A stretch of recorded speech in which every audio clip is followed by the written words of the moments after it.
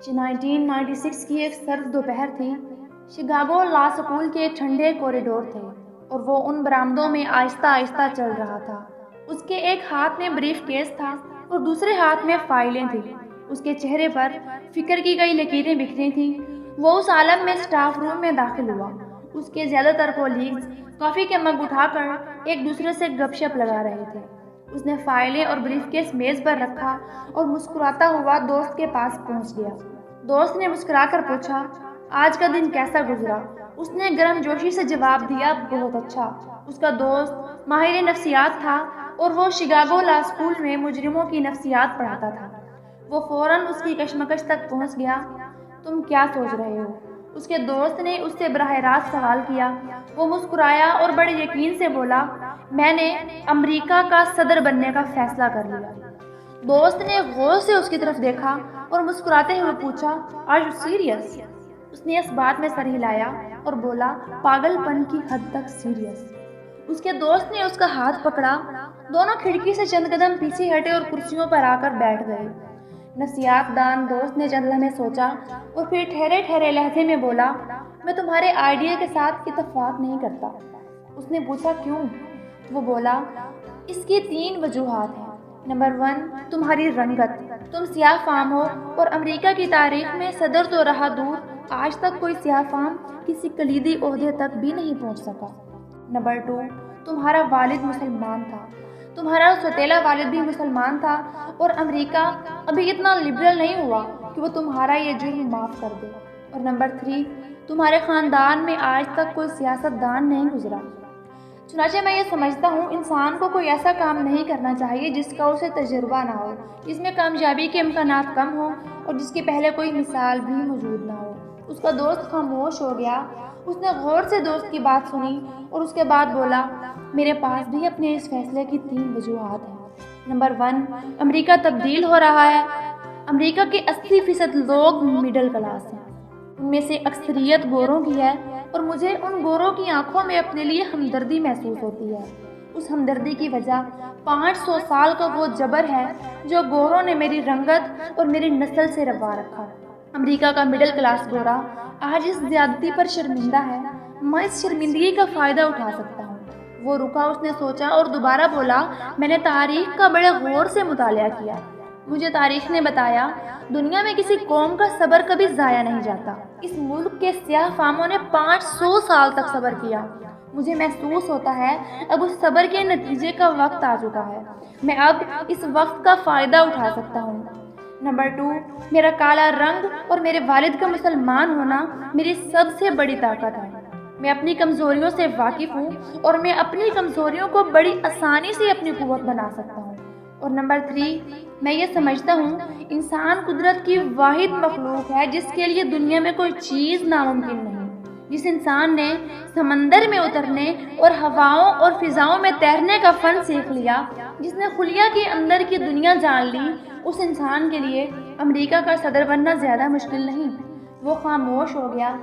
دوست نے چند لمحے سوچا اور اس کے بعد پوچھا، تم مجھے اپنی کوئی 5 خوبیاں بتاؤ۔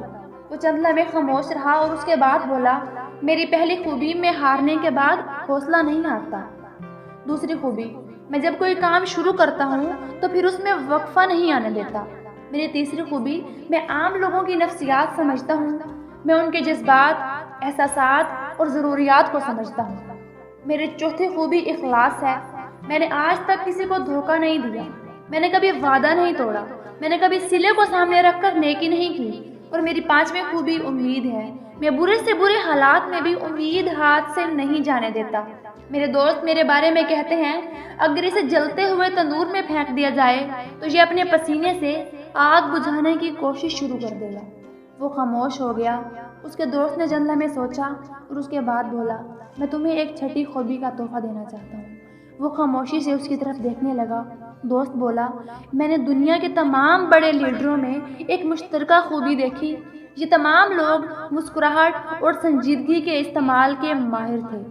یہ 1 منٹ میں مسکرا بھی سکتے تھے اور اسی منٹ میں ان کے چہرے پر موت جیسی سنجیدگی بھی آ جاتی تھی۔ تم نے جس دن سنجیدگی اور مسکراہٹ کا استعمال سیکھ لیا، تم کامیاب لیڈر ثابت ہوگے۔ اس کے ساتھ ہی وہ اپنی سیٹ سے اٹھا، اس کے سامنے جھکا اور مسکرا کر بولا، میں آپ کی کامیابی کے لیے دعا گو ہوں مسٹر پریزیڈنٹ۔ دوستو، کیا آپ جانتے ہیں کہ وہ آدمی کون تھا؟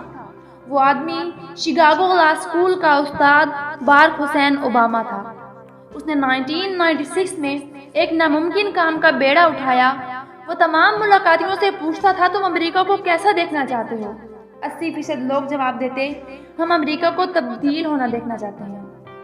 اس کا اگلا سوال ہوتا، تمہاری نظر میں امریکہ کے صدر کو کیسا ہونا چاہیے؟ اس کے جواب میں بھی 90% لوگ کہتے، ایسا شخص جو امریکہ کو ہر سطح پر تبدیل کر دے۔ اس نے ان دونوں سوالوں کے جوابوں کو اپنی شخصیت کا حصہ بنا لیا۔ وہ تبدیلی کا لیڈر بن گیا۔ اس نے 1996 میں الینوائے اسٹیٹ سے سینیٹر کا الیکشن لڑا اور جیت گیا۔ سینیٹ میں اس نے اپنے قوانین پاس کرائے، جس کا اثر براہ راست عام شہری پر ہوا، جس سے اس کی شہرت میں اضافہ ہوا۔ اس کی یادداشت بڑی شاندار تھی۔ اس نے امریکہ کے تمام چھوٹے بڑے صحافیوں کے نام رٹ لیے۔ وہ امریکہ کا واحد سیاستدان تھا جو پریس کانفرنس میں صحافیوں کو ان کے نام سے پکارتا تھا۔ وہ ان کے خاندان تک سے واقف تھا۔ 2004 میں اس نے قومی سینٹ کا الیکشن لڑا اور وہ امریکہ کی تاریخ کا 5واں سیاہ فام سینیٹر بن گیا۔ وہاں پہنچ کر اس نے 18 گھنٹے کام کیا۔ اس کو سینٹ کی تمام کارروائی، ایشوز کی بیک گراؤنڈز اور آئینی دفعات کی تفصیلات تک ازبر ہو گئی تھی۔ اس کی اس محنت کا یہ نتیجہ نکلا کہ وہ امریکہ کے 11 طاقتور ترین سینیٹرز میں شمار ہونے لگا۔ 2007 میں اس نے خود کو صدارتی امیدوار ڈکلیئر کر دیا۔ امریکہ کے تمام صدارتی امیدوار انتخابی مہم کے لیے امیروں سے چندے لیتے ہیں، لیکن اس نے چندہ جمع کرنے کی مہم غریبوں سے شروع کی۔ اس نے عوام سے $5 سے لے کر $200 تک امداد کی درخواست کی۔ نتیجہ حیرت انگیز نکلا۔ اس نے 6 ماہ میں $58 ملین جمع کر لیے۔ یہ امریکی تاریخ میں ریکارڈ تھا۔ جنوری 2008 میں اس نے 1 ماہ میں $36,80,000 جمع کیے۔ یہ بھی ایک ریکارڈ تھا۔ اور اس نے ڈیموکریٹک پارٹی کی مقبول ترین امیدوار ہلیری کلنٹن کو بھی صدارتی دور سے باہر نکال دیا۔ یہ بھی ایک ریکارڈ تھا۔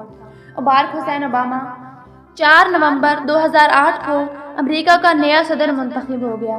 اس نے 5 نومبر کی شام شکاگو میں قوم سے پہلا خطاب کیا۔